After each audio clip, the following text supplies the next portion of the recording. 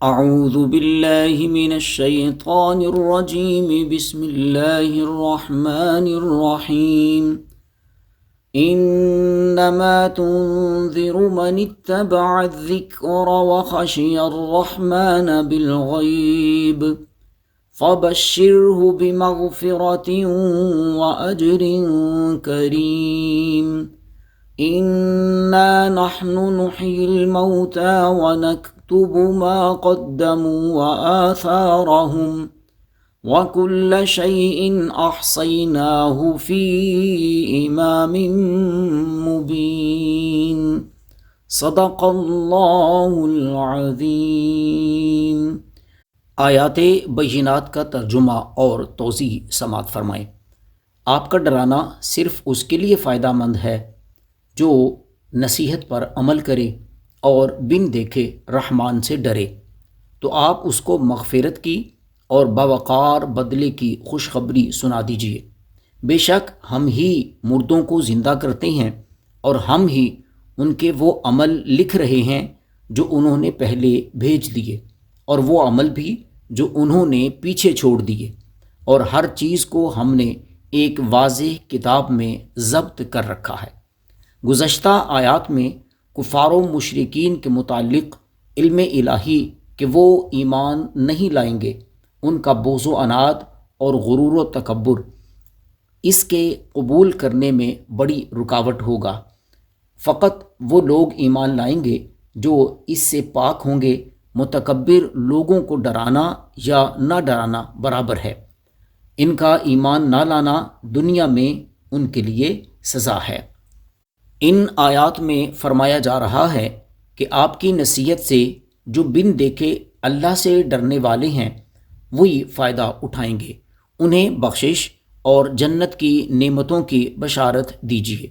انذار کا عمومی معنی ڈرانا کیا جاتا ہے، مگر اس سے ایسا ڈرانا مراد ہے جو بر بنائے شفقت ہوتا ہے اور خوفناک چیز سے آگاہ اور خبردار کرنا مقصود و مطلوب ہوتا ہے۔ حضرات انبیاء کرام علیہم السلام کو النذیر اسی لیے کہا جاتا ہے کہ وہ از راہ شفقت و رحمت آئندہ آنے والے عذاب سے ڈراتے ہیں۔ اس میں بندوں کی خیر خواہی کا پہلو نمایاں ہوتا ہے۔ من اتبع الذکر، ذکر کا معنی نصیحت بھی ہے اور قرآن بھی، چنانچہ فرمایا گیا فذکر بالقرآن من یخاف وعید، سو قرآن کے ساتھ اس شخص کو نصیحت فرمائیں جو عذاب کے وعدے سے ڈرتا ہے۔ وخشی الرحمن بالغیب، رحمان سے ڈرنے سے مراد یہ کہ جو رحمان کی گرفت یا اس کے عذاب سے ڈر کر برے عقائد و اعمال کو ترک کر دے اور اچھے عقائد و اعمال اختیار کرے۔ یہاں اللہ تعالیٰ نے اپنے اسم جلال کی بجائے اسم جمال الرحمن کا ذکر فرمایا۔ اس میں اشارہ ہے کہ رحمان سے جتنی زیادہ خشیت ہوگی اتنی زیادہ رحمت ہوگی، اور جب انسان اللہ تعالیٰ سے ڈرتا ہے تو اس کی رحمت اور شفقت کا مستحق قرار پاتا ہے۔ لفظ اللہ جلال اور ہیبت پر دلالت کرتا ہے، مگر رحمت کے لیے بھی ارشاد فرمایا گیا لا تقنطوا من رحمت اللہ، تم اللہ کی رحمت سے مایوس نہ ہو۔ ان اللہ یغفر الذنوب جمیعا، بے شک اللہ تمام گناہوں کو بخش دے گا۔ گویا فرمایا جا رہا ہے باوجود اس کے کہ اللہ تعالیٰ ہیبت و جلال کا مالک ہے، تم اس سے اپنی امیدیں منقطع نہ کرو، اور اس کے باوجود کہ وہ رحمان و رحیم ہے تم اس کے عذاب اور گرفت سے بے خوف نہ ہو جانا۔ بندے کو چاہیے کہ وہ اللہ کی رحمت سے امید لگا کر معصیت میں دلیر نہ ہو جائے، کیونکہ وہ دردناک عذاب میں بھی مبتلا کرتا ہے۔ ان بطش ربک لشدید، اس کی پکڑ بہت سخت ہے۔ رحمان سے بن دیکھے ڈرنے سے 3 معنی مراد لیے جاتے ہیں۔ ایک یہ کہ موت کے وقت عذاب کے فرشتوں کو دیکھنے سے پہلے یا حشر اور دوزخ کے عذاب کو دیکھنے سے پہلے اللہ کے ڈر سے ایمان لے آئے۔ دوسرا معنی یہ کہ انسان بسا اوقات لوگوں کے سامنے ناجائز اور حرام کام کرنے سے ڈرتا ہے اور حیا کرتا ہے اور تنہائی میں کر گزرتا ہے، تو بندے کو چاہیے کہ جس طرح لوگوں سے حیا کرتے ہوئے ان کے سامنے افعال بد سے باز رہتا ہے، اللہ تعالیٰ اس بات کا زیادہ حقدار ہے کہ اس سے حیا کی جائے اور ڈرا جائے، کیونکہ کوئی چیز بھی اس کی نظروں سے اوجھل نہیں۔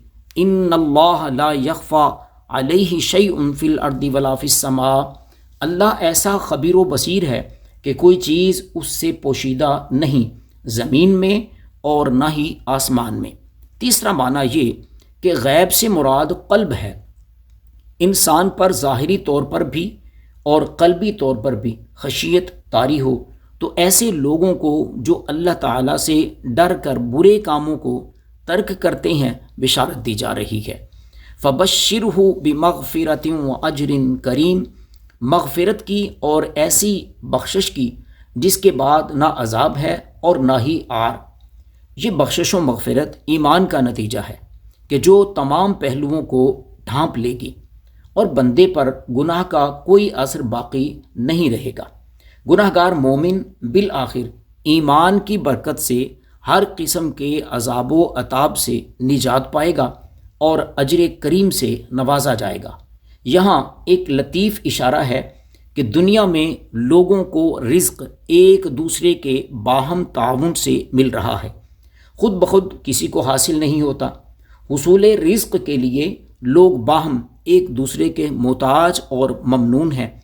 دنیا میں حصول رزق کے لیے محنت اور کوشش کی ضرورت ہے، مگر آخرت میں اللہ تعالیٰ اہل ایمان کو اجر کریم اور رزق کریم سے نوازے گا جو بغیر محنت و مشقت حاصل ہوگا۔ اس کے حصول میں کسی کا ممنون اور محتاج نہیں ہوگا، نہ ہی کسی محرومی کی فکر ہوگی۔ ایسا اجر کہ جس سے ہر مقصود حاصل ہو اور پورے اعزاز و اکرام سے حاصل ہو۔ جزاء بما کانوا یعملون، ان کے اعمال کی جزا صلہ اور بدلہ ہے۔ انا نحن نحیی الموتى، مشرکین مرنے کے بعد دوبارہ زندہ کیے جانے کو محال سمجھتے تھے، پکی قسموں سے لوگوں کو یقین دلاتے تھے کہ جو مر گیا اسے نہیں اٹھایا جائے گا۔ وَأَقْسَمُوا بِاللَّهِ جَهْدَ أَيْمَانِهِمْ لَا يَبْعَثُ اللَّهُ مَن يَمُوتُ، ان کے اس قسم کے دعووں اور قسموں کے جواب میں فرمایا گیا اِنَّا نَحْنُ نُحْيِي الْمَوْتَى، بے شک ہم ہی مردوں کو زندہ کرتے ہیں۔ جس طرح پہلی بار زندگی عطا کرنے والا اللہ ہے اور اس عمل میں اس کا کوئی شریک اور سہیم نہیں، اسی طرح وہ دوبارہ زندہ کرنے پر بھی قادر ہے۔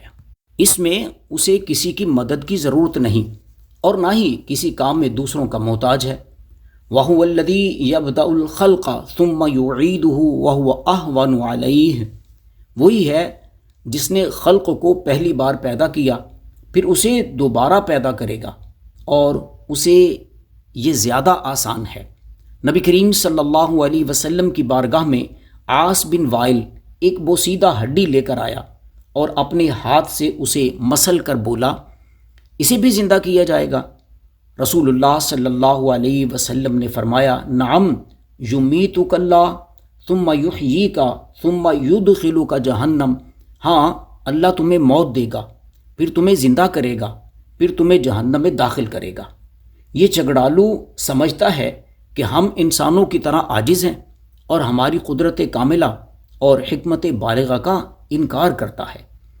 اتنی کثیر تعداد میں مخلوقات کی تخلیق جو حد اور شمار سے باہر ہے، نہ جانے ہم سے پہلے کتنی مخلوقات ہو گزری اور کتنی ہمارے بعد آئیں گی، اور کب تک یہ سلسلہ جاری و ساری رہے گا، اور کب آنے واحد میں سب کو زندہ کیا جائے گا۔ ایسی سوچ رکھنے والوں کو باور کرایا جا رہا ہے افعینا بالخلق الاول، تو کیا ہم پہلی دفعہ پیدا کرنے کے بعد تھک کر رہ گئے جو دوبارہ ہم سے یہ کام نہ ہو سکے گا۔ وَنَكْتُبُ مَا قَدَّمُوا وَآثَارَهُمْ، مرنے کے بعد دوبارہ زندہ کیے جانے کو محال سمجھنے کے ساتھ مشرکین کا یہ تصور بھی تھا کہ تمام انسان جو کچھ کرتے ہیں ان کے اعمال و افعال محفوظ کیسے رکھے جا سکتے ہیں۔ ان کی اس خام خیالی کے جواب میں فرمایا اور ہم لکھ رہے ہیں جو عمل انہوں نے آگے بھیجے اور جو نشان انہوں نے اپنے پیچھے چھوڑے ہیں۔ تم پر نگہبان مقرر ہیں جو بہت عزت والے ہیں، لکھنے والے ہیں، وہ جانتے ہیں جو تم کرتے ہو، کرامن کاتبین، ہر ایک کے اعمال و اقوال کا ریکارڈ محفوظ کر رہے ہیں۔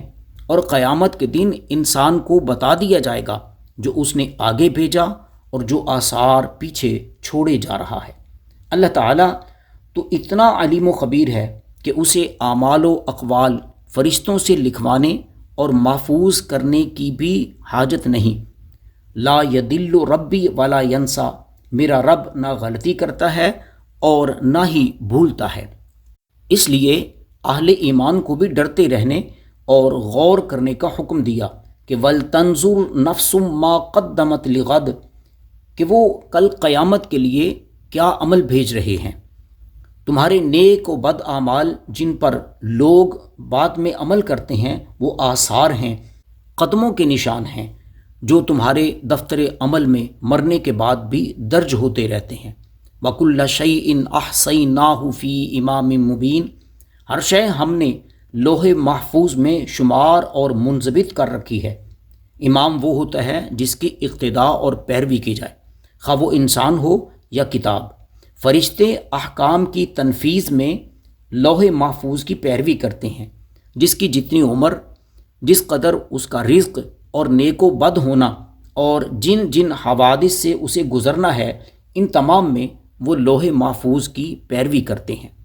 انسان جو کچھ بھی اس دنیا میں کرتا ہے یا جو اس کے ساتھ ہوتا ہے اور اس کا نتیجہ کیا ہوگا، اللہ تعالیٰ نے اپنے علم ازلی کی بنا پر ان تمام اعمال اور اس سے متعلقہ حوادث اور تمام فیصلوں کو پہلے ہی سے لوح محفوظ میں لکھ رکھا ہے۔